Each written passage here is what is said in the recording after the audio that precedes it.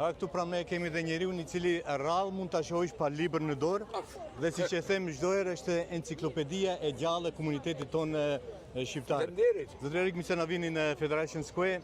Kjo ditë sot 28 nëntori çdo thot për ju dhe për mbar komunitetin tonë? Kjo ditë është një ditë e shenjtë për ne.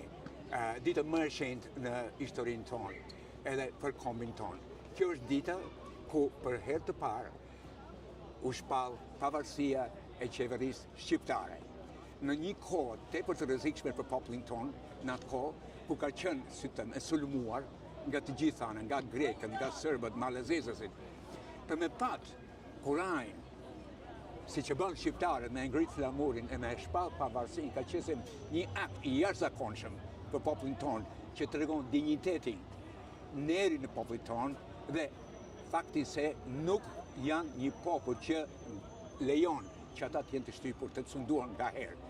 Kemi pat një histori tepër tragjike, po kjo ditë na tregon se ne, si popull, me gjitha të histori të vështirë që kemi pat, një histori tragjike, ne ekzistojmë edhe sot e sot. Ky popull nuk është shuhet, edhe nuk do shuhet. Pra, ju shihni popullin tonë këtu. Ne krenohemi me historinë tonë, me atë që kemi bërë, megjithëse kemi paguar një çmim të jashtëzakonshëm, të vështirë, të madh. Ne jemi këtu edhe si shqiptar duhet të krenohemi. Pra, ta ditë, si sot, na përmendin se vërtet, ne si popull kemi diçka të jashtëzakonshme te ne që nuk mund të shuhet. 28 nëntori 1912 u shpall pavarësia, por një copë tjetër e trungut shqiptar mbeti jashtë kufive. A ka mundësi që ne shqiptarët ta kemi dhe 28 nëntorin e tretë dhe t'i bashkojmë këtë troje? Po, unë besoj se kjo është një nga gjëra që ngjan. Edhe megjithëse ndoshta formalisht nuk do ngjaj, faktikisht tani ngjan. Populli jon është i mbledhur. Për herë të parë kam qenë unë në Kosovë, ku ndroi jetë Ibrahim Rugova për shembull. Aty i kishe jo vetëm kryetarin e Kosovës, kishe kryetarin e Shqipërisë, po kryetarin e shqiptarëve në Maqedoni po ashtu.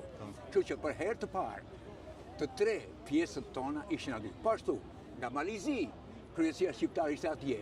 Kështu që do të them, praktikisht ne jemi duke e krijuar atë realitet. Tani ne mund të udhtojmë lirisht nga Kosova në Shqipëri, Shqipëri në Kosovë, Malzin, Maqedoni, kudo qoftë, ne nuk kemi më. Kufiri është sistem akademik. Nuk është diçka që ne na ndan. Jo ma si që ka qenë përpara. Jo ma, ajo periudhë ka kalu.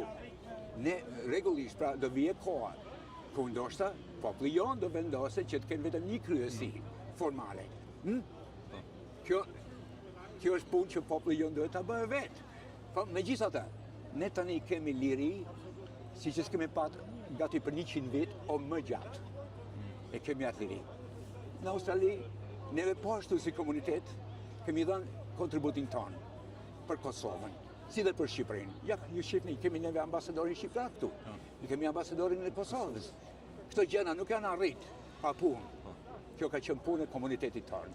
Unë të falenderoj për gjithë shka që ke dhënë, që ke kontribuar për komunitetin tonë.